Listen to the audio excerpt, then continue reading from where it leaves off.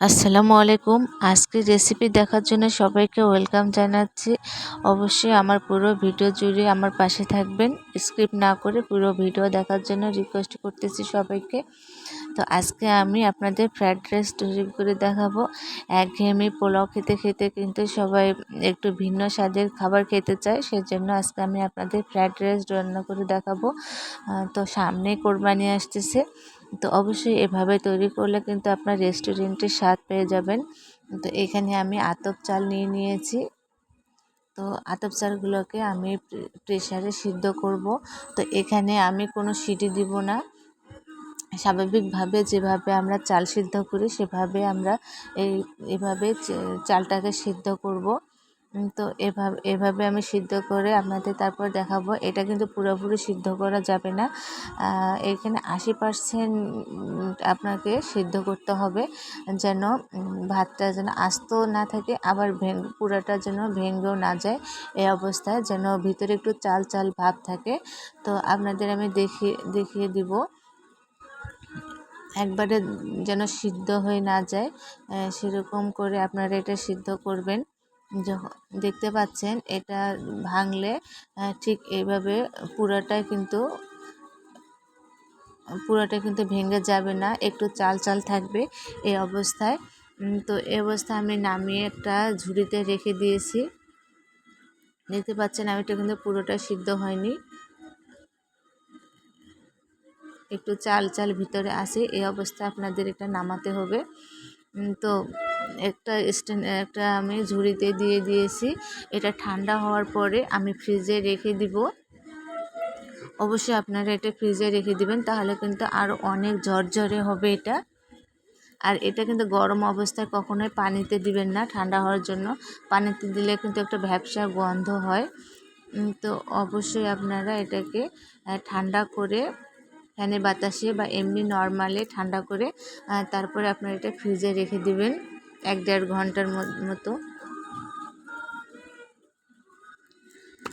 তো এদিকে আমি মাংসটাকে আমি টুকরো করে নিয়ে নিয়েছি এবং সুন্দর করে আমি ধুয়েও নিয়ে নিয়েছি। আর এখানে আমি হাফ চামচের মতো দিয়ে দিলাম সয়া সস। এখানে আমি হলুদ দিলাম আর একটু দিলাম আমি লবণ। যেহেতু সয়া সসে লবণ থাকে, সেজন্য আপনারা এটা বুঝে শুনে দিবেন। এখানে আমি মুরগির বুকের মাংসটা নিয়ে নিয়েছি। এটাকে আমি কিছুক্ষণ রেখে দিব 5 মিনিটের মতো।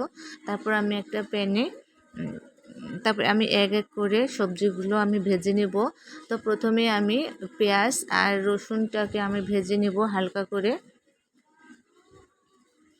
এভাবে হালকা করে অল্প আঁচে ভাজবেন। দেখতে পাচ্ছেন এটা আমার ভাজা হয়ে গেছে। এভাবে আপনারা পুরো ভাজার দরকার নেই, হালকা করে এভাবে আমি সবগুলো ভেজে নেওয়ার পরে আবার আমি এখানে ডিম দিয়ে দিব। এভাবে কিন্তু আপনারা সবজিগুলো অল্প অল্প করে ভেজে নেবেন, একবারে সব ভাজতে যাবেন না, নয়তো কিন্তু কতগুলো কাঁচা বা কতগুলো বেশি ভাজা হয়ে যাবে। সেজন্য আপনারা সবগুলো এক এক করে ভেজে নেবেন, তাহলে কিন্তু ভাজাটাও অনেক হবে আর উপকরণগুলো কিন্তু ঠিক মতো হবে। লবণ বা মশলা যা মরিচ যা আপনারা দিবেন সবগুলো কিন্তু ঠিক মতো হবে। তো এখানে আমি ডিমটাকে ভেজে নিলাম। ডিমটাকে কিন্তু বেশি ভাজানো যাবে না, নাহলে শক্ত হয়ে যাবে। তো এখানে আমি দিয়ে দিলাম চিকেনগুলো দিয়ে দিলাম। এগুলোকে আমি কিন্তু অল্প আঁচে ভাজবো, একদম লাল লাল করে ভাজবো। আপনারা একবার চেক করে দেখবেন এটা ভাজা হয়েছে কিনা, আর বেশি আঁচে ভাজবেন না, নয়তো কিন্তু উপরে পুড়ে যাবে, নিচে কিন্তু শক্ত হয়ে যাবে। তো এই অবস্থায় আমি এগুলো আমি তুলে নিব। তারপরে আমি সবজিগুলো দিব। আপনাদের প্রয়োজন মতো বা আপনার হাতের কাছে যে সবজিগুলো থাকবে সেগুলো দেওয়ার চেষ্টা করবেন, কারণ এই ফ্রাইড রাইসে কিন্তু সবজিগুলো খেতে কিন্তু অনেক মজা লাগে। যত সবজি দিবেন তত কিন্তু মজা লাগবে। আর আপনারা এখানে রং বেরঙের ক্যাপসিকাম দিতে পারেন বা গাজর দিতে পারেন, ফুলকপি দিতে পারেন বা পেঁয়াজকলি দিতে পারেন। আপনার কাছে যা যা থাকবে সব কিছুই দিবেন এখানে। যত এখানে সবজি অ্যাড করবেন তত কিন্তু মজা লাগবে খেতে। তো এইভাবে আমার হাতের কাছে যেটা ছিল আমি সেটাই আজকে আমি আপনাদের তৈরি করে দেখাচ্ছি। অত চাপ নিতে যাবেন না, আপনাদের কাছে যেটাই থাকবে সেটা দিয়ে আপনারা তৈরি করবেন।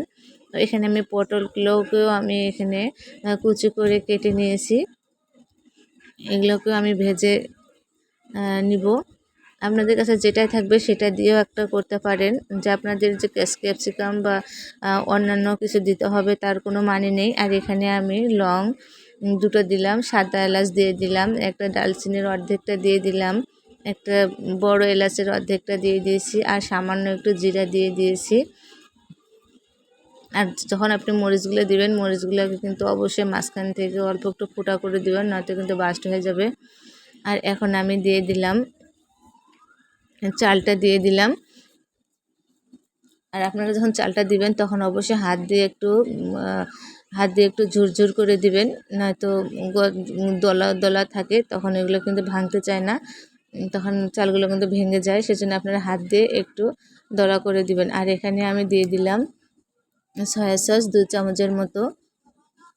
এখানে আবার বেশি সয়া সস দিলেও কিন্তু খেতে ভালো লাগবে না, আপনারা বুঝে শুনে আপনাদের যতগুলো চাল সেই উপকরণে আপনারা দিবেন। আর এখানে আমি চাট মশলাটা দিয়ে দিলাম, আপনাদের কাছে যে মশলাটাই থাকবে সেই মশলাটাই আপনারা দিয়ে দিবেন। আর এখানে আমি ধনিয়ার গুঁড়ো দিয়ে দিলাম। আপনাদের কাছে যদি নুডলসের মশলা থাকে সে নুডলসের মশলা দিতে পারেন, মুরগির মশলা বা গরুর মাংসের মশলা, যেটাই আপনাদের কাছে যে মশলাটাই থাকবে সেই মশলাটাই আপনারা দিয়ে দিতে পারবেন, কোনো চাপ নেই। যে মশলাটা দিবেন সেই মশলাটাই কিন্তু অনেক মজা হবে। আর এই রেসিপিটা আমি যে রান্না করেছি সেটা খেতে যে এত মজা হয়েছে, তো আপনাদেরকে আমি বলে বোঝাতে পারবো না যে এত মজা। মানে মানে এভাবে করলে বা অন্য কাউকে যদি আপনারা দেখান তাহলে কিন্তু মানুষ বুঝতে পারবে না যে এটা আপনারা বাসায় তৈরি করছেন, এত মজা হয়েছে। তো মনে হবে যে রেস্টুরেন্ট থেকেই আমি হয়তো নিয়ে আসছি এরকম। তো এভাবে আমি সবগুলো এক এক করে রান্না করে আমি আপনাদের দেখালাম। তো কেমন লেগেছে আমি জানি না। তো যদি ভালো লাগে তো অবশ্যই আমাকে কমেন্ট করে আমাকে জানাবেন। আর উপর থেকে আমি একটু আবার এগুলো দিয়ে দিলাম। তো এভাবে আপনারা যদি করেন তাহলে অবশ্যই রেস্টুরেন্ট থেকে আর কিনে আপনাদের খেতে হবে না, এটা এতই মজা। তো আজকের রেসিপি যারা দেখলেন তাদেরকে আমি ধন্যবাদ জানাচ্ছি। চিকেন ফ্রাইড রাইস বা রেসিপি রেস্টুরেন্টের মতো এত স্বাদ কেন হয় সেটা আপনারা এভাবে যদি রান্না করেন তাহলে আপনারা বুঝতে পারবেন। এই চাইনিজ রেসিপিটা হচ্ছে আপনারা অবশ্যই বাসায় তৈরি করবেন। আর এই সামনে ঈদ আসতেছে, অবশ্যই বাসায় পরিবারকে এভাবে আপনারা তৈরি করে সবাইকে চমকে দিবেন, দেখবেন তারা অনেক খুশি হয়ে যাবে। তো যারা আমার চ্যানেলে নতুন তারা অবশ্যই আমার চ্যানেলটাকে সাবস্ক্রাইব করবেন। আর আমার সব রেসিপি পাওয়ার জন্য বেলটা বাজিয়ে দিবেন, তাহলে আমার সব রেসিপি আপনাদের কাছে চলে যাবে। তো সবাই ভালো থাকবেন, সুস্থ থাকবেন। আল্লাহ হাফেজ।